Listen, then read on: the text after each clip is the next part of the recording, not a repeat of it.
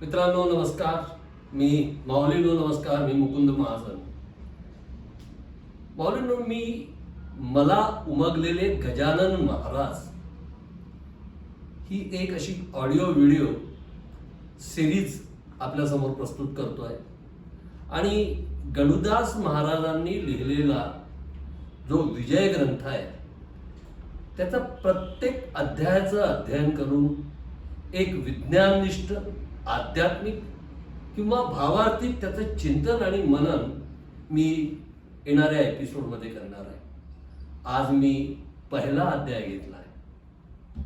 गणुदास महाराजांनी जेव्हा ही पोथी लिहिली ना, विजय ग्रंथ, त्यावेळेला गणुदास महाराजांनी अगदी सुरुवातीलाच सांगितलं आहे की मी आणि माझा हात आणि माझी लेखणी ही फक्त माझी आहे, पण त्या माझ्या हातातली शक्ती, लेखणीतली शब्द आणि विचार हे महाराज तुमचे आहे.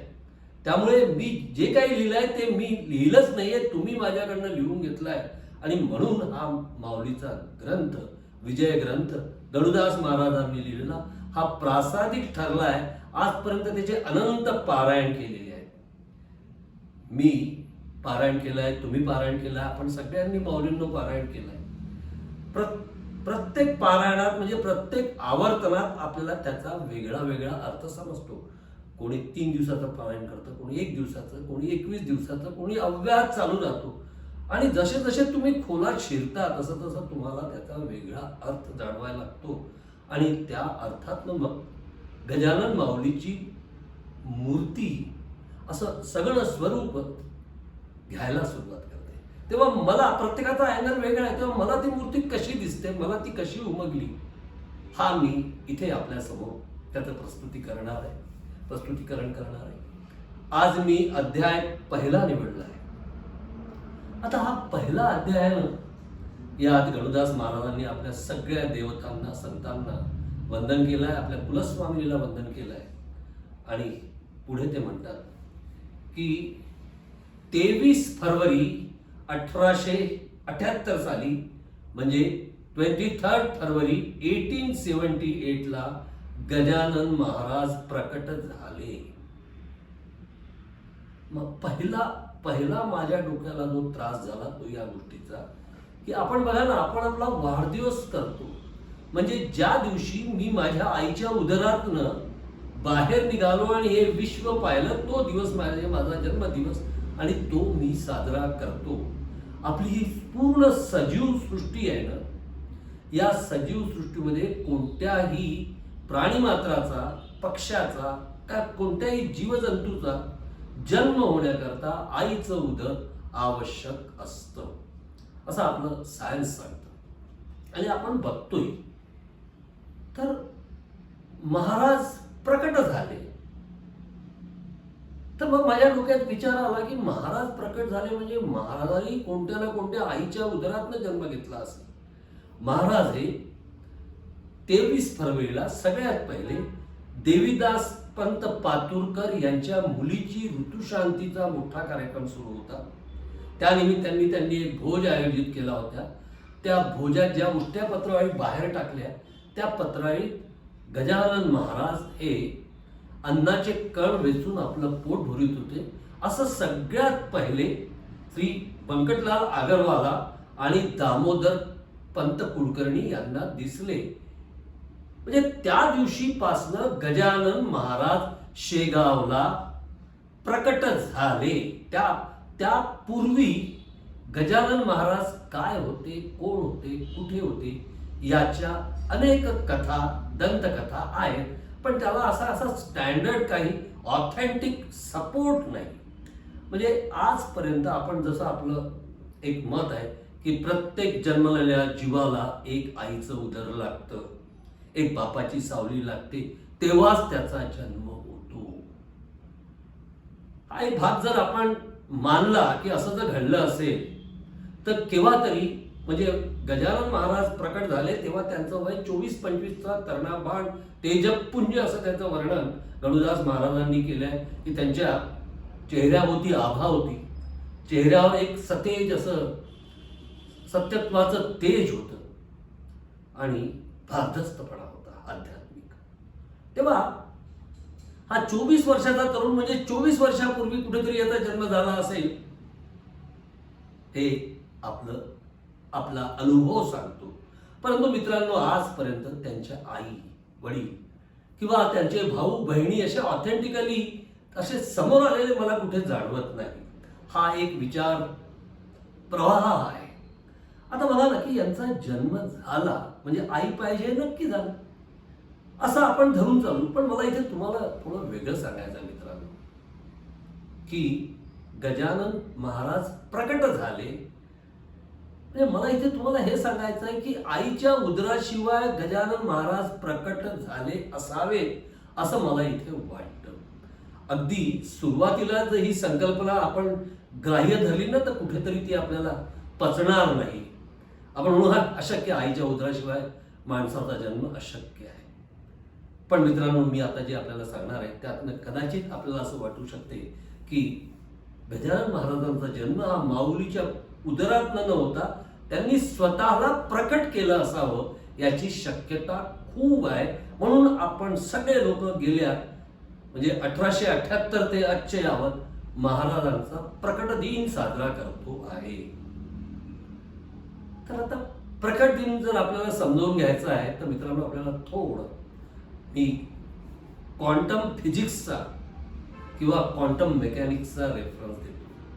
आपण आपल्या या पृथ्वी तलावर जेवढे मित्रांनो हे समजून घेतलं तर आपल्याला पुढचं सुसह्य होईल. आपण आपल्या या पृथ्वी तलावर हा जो एक प्रत्येक वस्तू आहे हे एका एनर्जी पासून बनलाय. एक विश्वशक्ती आहे. तिथे विश्वशक्तीचे आपण छोटे छोटे अवतार आहोत. कोणी माणूस आहे, कोणी बंदर आहे, कोणी उंदीर आहे. आणि आपल्या इनिशियली आपल्या लोकांनी याला दोन भागात विभागणी केली की एक सजीव वस्तू आणि एक निर्जीव वस्तू. आता सजीव वस्तूला पुन्हा काही लोक जळ अजळ ही संकल्पना केली. पण आपण सजीव आणि निर्जीव हे आपल्याला जास्त आपल्या जवळचे वाटतात म्हणून त्याचा स्वीकार करू. सजीव म्हणजे काय, की ज्याला जीव आहे, ज्याची हालचाल होते, ज्याला काही स्पंदन आहे, व्हायब्रेशन आहे, तो सजीव.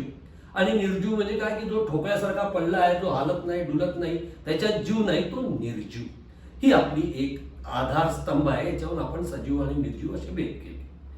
आता काय होतं मित्रांनो, की जेव्हा जेव्हा थोडा पुढचा अभ्यास केला तेव्हा असं लक्षात आलं की या जगात कोणतीच वस्तू निर्जीव नाही. मग तो दगड असो की पहाड असो की नदी असो की मी असो की तुम्ही असो की सोनं असो की चांदी असतो, या सगळ्या सजीव वस्तू आहे. जसं उदाहरणार्थ माझं उदाहरण घ्या की माझं हे शरीर आहे, मी सजीव आहे कारण की माझं व्हायब्रेशन आहे, माझं एक स्पंदन आहे. ते स्पंदन समजा आपण असं समजू की एका सेकंद या वेळात मी 500 वेळा स्पंदन करतो. समजा ही ॲज अ मुकुंद महाजन 500 वेळा स्पंदन करतो, मी सजीव झालो. आपण दगड हा असा निर्जीव पडलेला असतो, पण जेव्हा त्याचं खोल विश्लेषण करतो तेव्हा असं लक्षात येतं की त्याला एक स्पंदन करायला 1 महिना लागत असेल. म्हणजे मी बघा, दोघांमधला फरक बघा की मी एका सेकंदामध्ये 500 वेळा स्पंदन करतो, व्हायब्रेशन करतो टू अँड फ्रो. आणि दगड हा कदाचित एका वर्षात एक सायकल जात असेल. आपली पृथ्वी पाहणं, आपली पृथ्वी फिरते आहे, गोल फिरते आहे, स्पेरिकल फिरते आहे, पण आपल्याला ते जाणवत नाही कारण की ती इतकी स्लो फिरते आहे आणि तिचा व्यास एवढा मोठा आहे की आपल्याला आपलं मोशन व्हायब्रेशन तिथे जाणत नाही. पण याचा अर्थ पृथ्वी फिरत नाही आणि आपण त्याच्या फिरत नाही, बरोबर फिरत नाही असा मुळीच नाही. तर मित्रांनो, मला काय सांगायचं की या जगात प्रत्येक वस्तू सजीव आहे, फक्त प्रत्येकाचं व्हायब्रेशन वेगळं आहे आणि हळूहळू विज्ञान तिथपर्यंत पोहोचलं. आता काय होतं, आपण एक छोटंसं उदाहरण घेऊ की एक गोल्ड हा एलिमेंट आहे. या लोकांनी समजा आपण एक पृथक्करण करायला सुरुवात केली तर काय झालं की प्रत्येक वस्तूचं एक ॲटॉमिक स्ट्रक्चर असतं. ॲटॉमिक स्ट्रक्चर म्हणजे असं असतं की सगळ्यात पहिले जेव्हा माणूस तेवढा विज्ञानात प्रगतिशील नव्हता तेव्हा त्याला असं वाटलं की ॲटम हा सगळ्यात लहान आपला पार्टिकलचा भाग असावा. पण ते पुढे त्यांना असं लक्षात आलं की नाही, ॲटम पेक्षा आधी किंवा छोटे अजून भाग आहे. मग त्यांनी काय नाव दिलं की पर्टिक्युलर एका गोष्टीचं ॲटॉमिक स्ट्रक्चर असतं.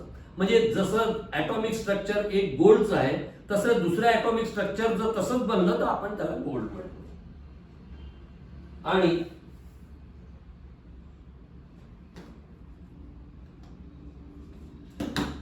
थोडं माफ करा. तर त्या ॲटॉमिक स्ट्रक्चर जेव्हा आपण विचार करतो तेव्हा मग लोकांनी काय केलं की त्याच्या अजून खोलात शिरले, ॲटम पेक्षा छोटा काही मिळतं का पाहिलं तर त्यांना असं लक्षात आलं की ॲटमच्या आतमध्ये एक न्यूक्लियस असतो आणि त्याच्या भोवती एक इलेक्ट्रॉनिक जाळं फिरत असतं. इलेक्ट्रॉनिक पहिल्या ऑर्बिटमध्ये, दुसऱ्या ऑर्बिटमध्ये, तिसऱ्या ऑर्बिटमध्ये त्याचे नंबर असतात. आणि जेव्हा लोकांनी याच्याही आतमध्ये जायचा प्रयत्न केला तेव्हा यांना लक्षात आलं की त्या न्यूक्लियसमध्ये प्रोटॉन आणि न्यूट्रॉन हे छोटे छोटे पार्टिकल असतात. मित्रांनो, इलेक्ट्रॉन, प्रोटॉन, न्यूट्रॉन, तोपर्यंत आपल्याला वाटलं की हा सगळ्यात छोटा पार्ट असेल एखाद्या ॲटॉमिक स्ट्रक्चरचा, पण तसं नाही. लोक त्याच्याही खोलात आतमध्ये जेव्हा शिरले तेव्हा त्यांना असं लक्षात आलं की तिथे एक मोठं विवर आहे, एक असं भुयार आहे. आणि त्या भुयाराच्या शेवटी त्यांनी नाव दिलं त्याला, एक जे काही शोधलं त्याला त्यांनी म्हटलं क्वार्क आहे, क्वार्क. आणि त्या क्वार्कच्या आतमध्ये जेव्हा ते खोल शिरायला गेले तेव्हा त्यांना एक व्हायब्रेशन मिळालं, छोटंसं व्हायब्रेशन. आणि त्याची एक पर्टिक्युलर सिग्नेचर होती. सिग्नेचर म्हणजे एक पॅटर्न होता. आता जसं उदाहरणार्थ मी मुकुंद महाजन म्हटल्यावर माझी बँकेची एक सिग्नेचर असते. ती सिग्नेचर पाहून मी मुकुंद महाजन आहे किंवा हा माणूस दुसरा कोणी XYZ आहे त्याची सिग्नेचर म्हणजे त्याचं आयडेंटिफिकेशन सिग्नेचरनी होतं. तशी ही सिग्नेचर म्हणजे एक व्हायब्रेशन त्यांना क्वार्कच्या अंती मिळालं. आता मित्रांनो बघा कसं आहे की व्हायब्रेशन, जे काही व्हायब्रेशनचे सिग्नेचर आहे त्या सिग्नेचरच्या अनुषंगाने क्वार्ट्ज बनला, क्वार्ट्जच्या अनुषंगाने त्याचा न्यूक्लियस बनला, इलेक्ट्रॉन, प्रोटॉन, न्यूट्रॉन बनले आणि शेवटी त्याचं ॲटॉमिक स्ट्रक्चर बनलं आणि शेवटी तो गोल्ड झाला. म्हणजे काय होतं की समजा आपण गोल्डचं जर ॲनालिसिस केलं तर त्याच्यात तुम्हाला असं दिसेल की 78 इलेक्ट्रॉन्स आहे आणि ते त्या न्यूक्लियस भोवती फिरतात आहेत. पहिल्या ऑर्बिटमध्ये 2 आहे, दुसऱ्या ऑर्बिटमध्ये 4 आहे, पुढे 6 आहे, असे म्हणून 78 आहे. आणि असा तो गोल्ड बनला. या इलेक्ट्रॉनिक जे काही रोटेशन आहे याला जबाबदार आहे त्याचं प्रोटॉन, न्यूट्रॉन आणि न्यूक्लियस. त्याला जबाबदार आहे त्याचा क्वार्क आणि त्याला जबाबदार आहे त्याचा व्हायब्रेशन. म्हणजे व्हायब्रेशन टू ॲटॉमिक स्ट्रक्चर हे आपण पाहिलं. आता हाच जो विचार आपण असा केला की समजा हे जर स्ट्रक्चर ॲल्युमिनियमचं असतं, म्हणजे आपण ॲल्युमिनियमचं ॲटॉमिक स्ट्रक्चर पाहिलं तर तिथेही तुम्हाला इलेक्ट्रॉन सापडतील, न्यूक्लियस सापडेल, प्रोटॉन, न्यूट्रॉन सापडेल, क्वार्क सापडेल, व्हायब्रेशन सापडेल. पण हे व्हायब्रेशन गोल्डचं आणि ॲल्युमिनियमचं वेगळं आहे. त्यामुळे त्याचा क्वार्ट्ज कसा डेव्हलप झाला, त्यामुळे त्याचं इलेक्ट्रॉन, प्रोटॉन, न्यूट्रॉन, जसं ॲल्युमिनियमचे फक्त इलेक्ट्रॉन मला एक्झॅक्ट आठवत नाही 13 असू शकतात. म्हणजे बघा गोल्डचे 78 electron of gold and electron of aluminium they are same. Proton, neutron same, पण त्याचे नंबर वेगळे आहेत, त्याचा पॉवर वेगळा आहे, त्याचा फोर्स वेगळा आहे. त्यामुळे 2 डिफरंट एलिमेंट तयार झाले. आजपर्यंत आपल्याला गोल्डला ॲल्युमिनियम मध्ये कन्व्हर्ट करता नाही आलं आणि ॲल्युमिनियमला गोल्ड मध्ये कन्व्हर्ट करता आलं नाही. आपल्या विज्ञानाची तेवढी प्रगती नाही अजून. मित्रांनो, आता बघा हा जो मी माणूस आहे तर माझा आपली एक माणूस जमात समजा, तर या आपल्या माणूस जमातीचं एक व्हायब्रेशन आहे. ते व्हायब्रेशन ज्याला ज्याला मिळतं तो माणूस जमातीत येतो. एक उंदराचं वेगळं व्हायब्रेशन आहे क्वार्ट्ज मधल्या, त्यामुळे त्या व्हायब्रेशन सारखा माणूस जो प्राणी असतो तो उंदरासारखा दिसतो. म्हणजे प्रत्येक सबस्टन्सचं व्हायब्रेशन वेगळं आहे, त्याचं इलेक्ट्रॉनिक कॉन्फिगरेशन वेगळं आहे आणि त्याचं ॲटॉमिक स्ट्रक्चर वेगळं आहे. पण इलेक्ट्रॉन, प्रोटॉन, न्यूट्रॉन हे सारखे आहे, फक्त त्याचे नंबर, त्याचा डिस्टन्स, त्याचा फोर्स हा कमी जास्त होतो आणि वेगळ्या वेगळ्या प्रकृतीतले वेगळे वेगळे ॲटम बनतात.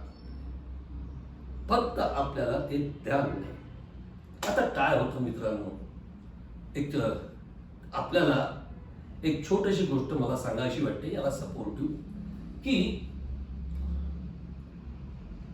एक रामदास स्वामींची गोष्ट मला आठवते. की रामदास स्वामी हे त्यांची जेव्हा आई वारली तेव्हा त्यांनी कल्याण स्वामीला सांगितलं की मला तुम्ही या खोलीत बंद करा आणि कुलूप लावून घ्या आणि माझी खोली तुम्ही उघडायची नाही. त्यांनी त्या खोलीत ध्यानस्थ बसले. रामदास स्वामींना ही कला अवगत होती की बघा, जसं गोल्डचं इलेक्ट्रॉनिक स्ट्रक्चर आहे तसंच ज्या कोणत्या ॲटमचं इलेक्ट्रॉनिक स्ट्रक्चर आपण आर्टिफिशियली बनवू शकलो तो गोल्डच होईल. महाराजांनी काय केलं की त्यावेळेला तिथे बसल्यानंतर त्यांच्या शक्तीने त्यांनी वायुरूप घेतलं आणि त्या वायुरूपाने त्या खोलीच्या बाहेर आले.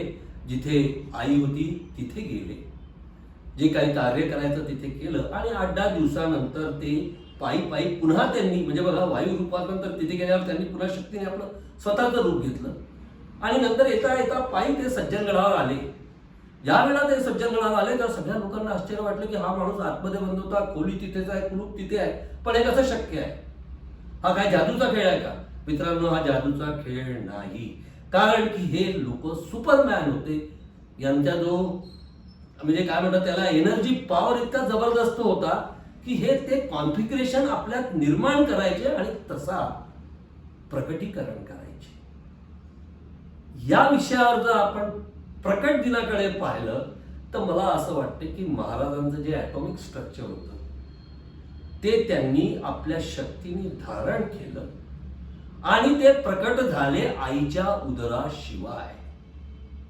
आणि हे शक्य आहे कारण की तुम्हा आम्हाला अजून विज्ञानाला ते उमगलं नाहीये की आपण गोल्डला भिंतीत आणि भिंतीला सिल्वरमध्ये आणि सिल्वरला मनुष्यात कसं कन्वर्ट करू शकतो. पण इलेक्ट्रॉन, प्रोटॉन, न्यूट्रॉन सारखे असून ते कमी जास्त घेऊन त्याचं ऍडजस्टमेंट करून एक atomic structure depending on cork and our vibration, हे ज्याला जमलं तो माणूस काहीही करू शकतो. तो अतिमानव आहे, तो भगवंताचा प्रेषित आहे असं आपण समजतो किंवा तो भगवंत रूप आहे असं समजतो. तेव्हा महाराजांनी या जगाच्या कल्याणाकरता हा मानव देह प्रकट केला आपल्या वैज्ञानिक शक्तीने आणि ऊर्जेने. आता हे याला सपोर्टिव्ह स्टेटमेंट काय तर बघा, महाराजांनी जी समाधी घेतली 8 सप्टेंबर 1910 या दिवशी महाराजांनी आपली समाधी घेतली. पण त्याच्यानंतर 10 वर्षांनी, 20 वर्षांनी, 25 वर्षांनी महाराजांनी अनेक लोकांना त्यांच्या ओरिजिनल स्वरूपात दर्शन दिलेलं आहे. इतकंच नाही तर आज तयागत महाराज त्यांच्या भक्तांना दर्शन देतात माणूस रूपात. म्हणजे मित्रांनो, समाधीत गेलेले 100-150 वर्षाचे आज त्याला कालावधी झाला.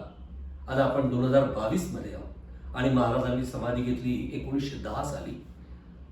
तर महाराजांना प्रत्येक वेळेला आईचं उदर लागत नाही. महाराज पुन्हा एक वेळा ते इलेक्ट्रॉनिक कॉन्फिगरेशन तयार करतात, ॲटॉमिक स्ट्रक्चर तयार करतात.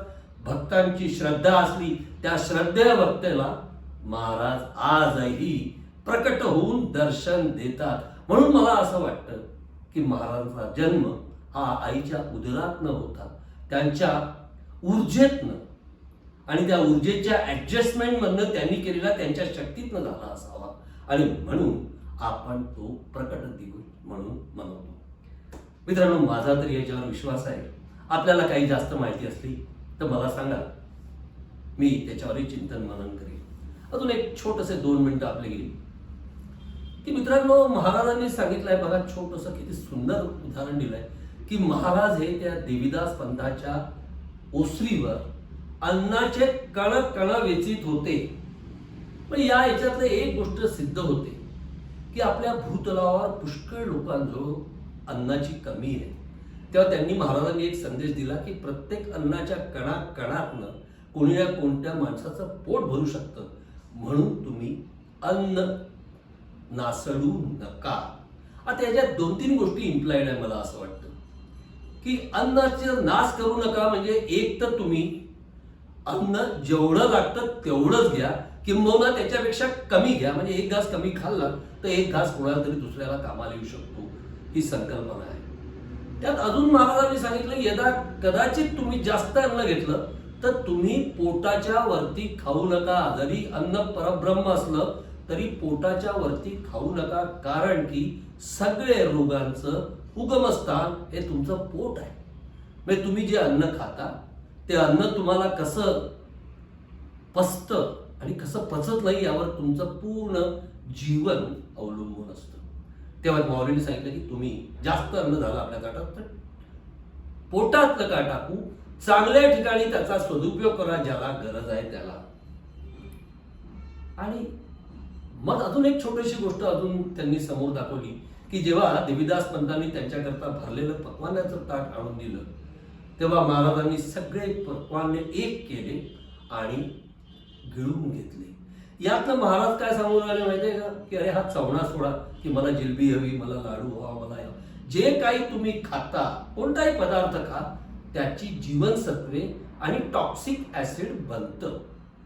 तेव्हा मनुष्याने विचार करायचा की आपण जे खातो आहे ते सात्विक आहे का, आपल्या शरीराला हे योग्य आहे का आणि आपल्या प्रकृतीला योग्य आहे का.